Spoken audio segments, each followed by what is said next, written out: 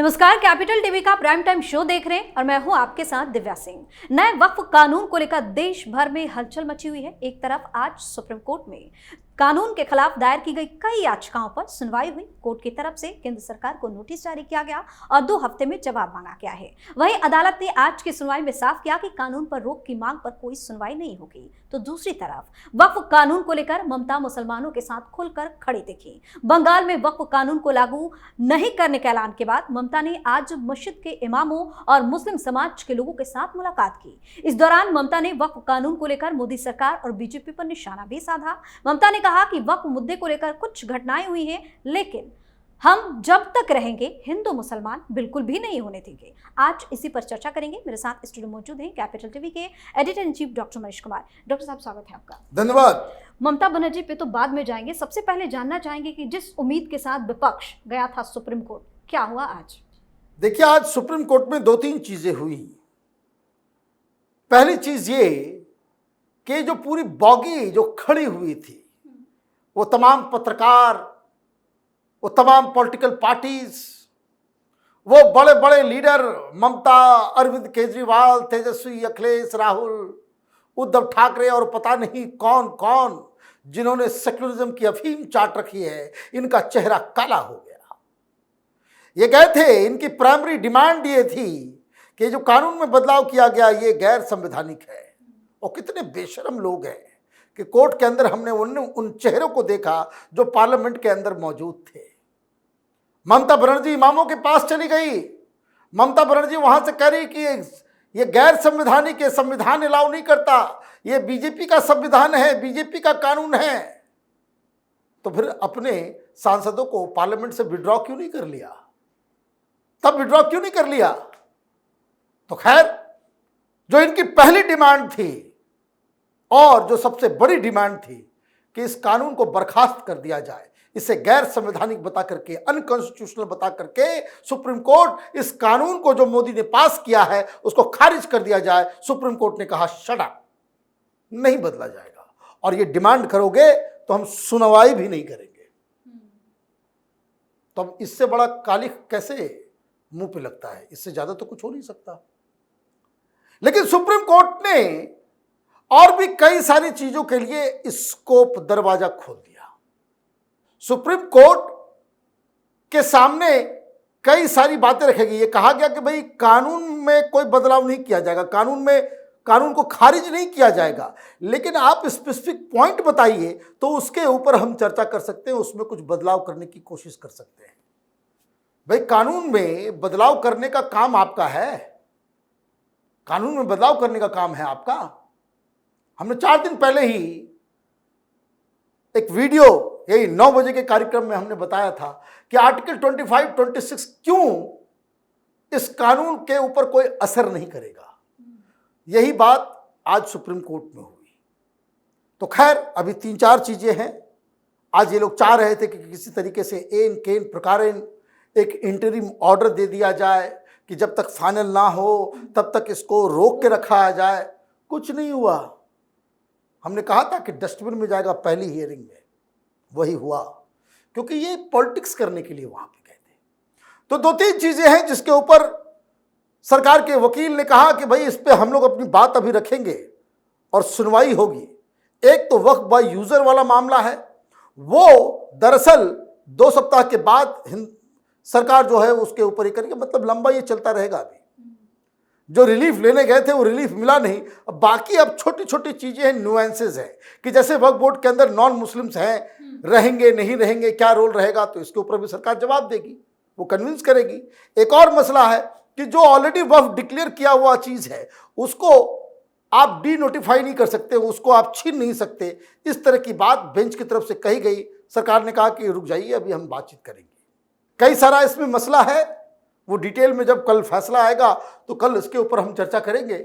और एक और बात कि भाई ये जो पूरा का पूरा जो वक्फ का जो डीएम के ऊपर सारी जिम्मेदारी दी गई है, जिसको लेकर के बड़े नाराज थे ये लोग, तो चीफ जस्टिस ने पूछा कि भाई ये बता दो कि भाई डीएम अगर कोई फैसला लेता है वो फाइनल है या दैट कैन बी चैलेंज्ड।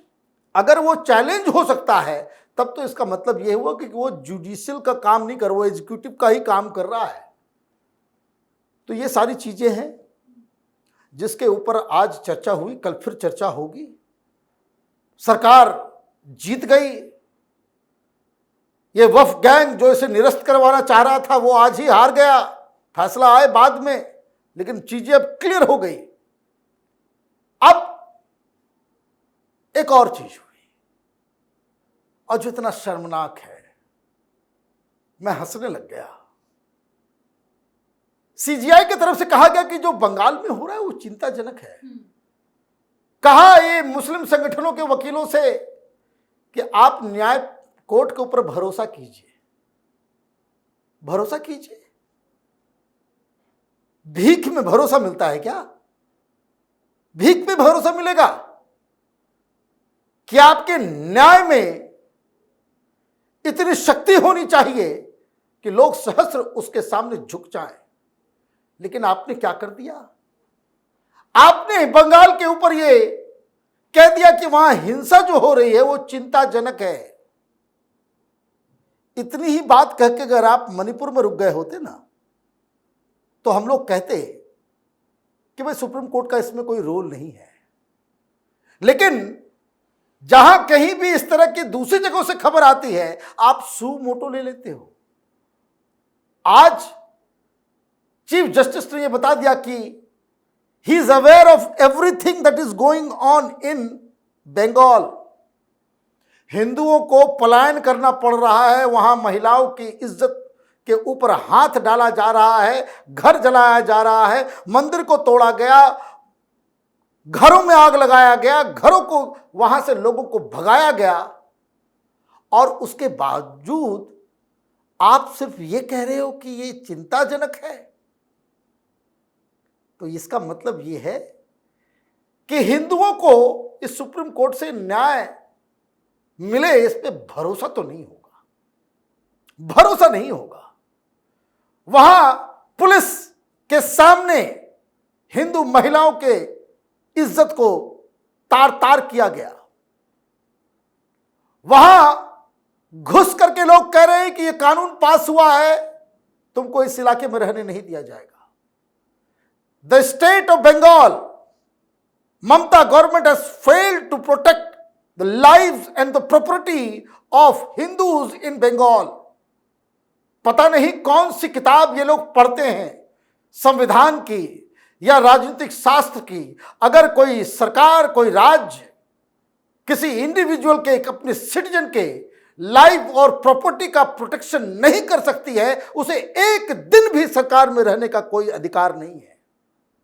जज साहब ने कहा कि नहीं, अगर हिंदुओं का घर लूट रहा है, हिंदुओं की इज्जत लूटी जा रही है, तो यह मामला सिर्फ चिंताजनक है। Mamata Banerjee can carry on. और ममता बनर्जी ने क्या किया? वो तो बिल्कुल ऐसा लग रहा है कि भाई उन्होंने तो आज कह दिया कि मैं ईद में नमाज पढ़ती हूं, कलमा पढ़ लिया है ममता बनर्जी ने। तो शायद ये फर्जी सेकुलरिस्ट लोग हैं, इनको इल्म नहीं है कि जो अगर आपने कलमा पढ़ लिया और उसके बाद अगर आप दुर्गा पूजा करती हुई नजर आएंगी तो इस्लाम और शरिया की नजर में ऐसी गुनहगार हैं कि जिसकी सजा मौत होती है। अपने आसपास के दाढ़ी टोपी वाले मौलानाओं से जरा राफ्ता कर लीजिएगा, पूछताछ कर लीजिएगा कि जिस शख्स ने कलमा एक बार पढ़ लिया, उसके बाद वो किसी मूर्ति पूजा में शामिल हो तो उसके साथ क्या किया जाता है। लेकिन बेशर्मी के साथ जाना चाहिए था उनको हिंदुओं की बस्ती में जहां घरों को जलाया गया। जाना था उनको उस कैंप में जहां हिंदू अपनी जान बचा करके वहां पे पहुंचे। वहां जाकर के कहना था कि तुमको तुम्हारे घर से किसने बाहर किया, चलो मेरे साथ, चलो मैं तुम्हारे साथ खड़ी हूं, देखते हैं तुम्हारे घर से तुमको कौन निकालता है। तब तो बात होती। लेकिन ये सब चुनावी हिंदू है। कलमा पढ़ चुकी ममता बनर्जी, आज उन्होंने कह दिया, खुद ही मान लिया। तो अब ये बताए कि उपद्रवियों के साथ, दंगाइयों के साथ, ये शेरनी अपने आप को कहती है, टाइग्रेस ऑफ बंगाल लिखते हैं दिल्ली में बैठ करके लोग। और जो दंगा करने वाले लोग थे वहां पे मौजूद, जिनके इशारे पे ये सब कुछ हो रहा है, वहां जाकर के इन्होंने घुटने टेक दिए। प्लीज हिंसा मत करना भाई, आगे जो होगा सो तो होगा, जो हो गया उसके लिए कोई अकाउंटेबल है, कोई पनिशमेंट है? तो मैं तो बार बार कह रहा हूं, ये बंगालियों को ही सोचना पड़ेगा, पश्चिम बंगाल के हिंदुओं को सोचना पड़ेगा, ये तुम्हारी नहीं है। ये अपने वोट बैंक के लिए हिंदुओं को मरता हुआ छोड़ देगी सड़कों के ऊपर, सुध तक नहीं लेगी, और सब कुछ वो तुम्हारे ऊपर ही डाल देगी। ममता बनर्जी, राहुल गांधी, अखिलेश यादव, लालू यादव, ये इस तरह के लोग हैं, घिन आती है कि ये लोग जब सरकार में थे तो ऐसा ही कानून लेकर के आ रहे थे, ये एंटी रॉयट्स बिल लेकर के आ रहे थे, जिसमें इन्होंने कानून ये बनाया था। इनको अभी वक्त के ऊपर कलेजा फट रहा है, कलेजा फट रहा है इन लोगों को। ये दानव लोग हैं, दानवीय प्रवृत्ति है इनकी। इन लोगों ने कानून बकायदा, वो तो आने वाला पास ही हो जाता, कि जिसमें यह कहा कि भाई दंगा कहीं भी हो, गुनहगार हिंदू होगा। कश्मीर में हिंदुओं को घर जलाया गया, मारा गया, तो वो क्या, वो राइट की कैटेगरी में आ गया। वो हिंदू मुस्लिम हिंसा जहां कहीं भी होगा, उसके लिए गुनहगार कौन होगा? हिंदू। वो कानून अगर लागू होता तो आज जो बंगाल में हो रहा है, गिरफ्तारी भी हिंदुओं की हो जाती कि दंगा भड़का है, हिंदुओं को पकड़ो।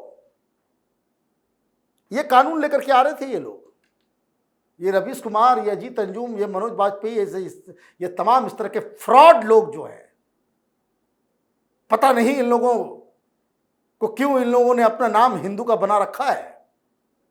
कभी इस पे बात करेंगे, कभी चर्चा करेंगे कि इस तरह का कानून लाया जा रहा था।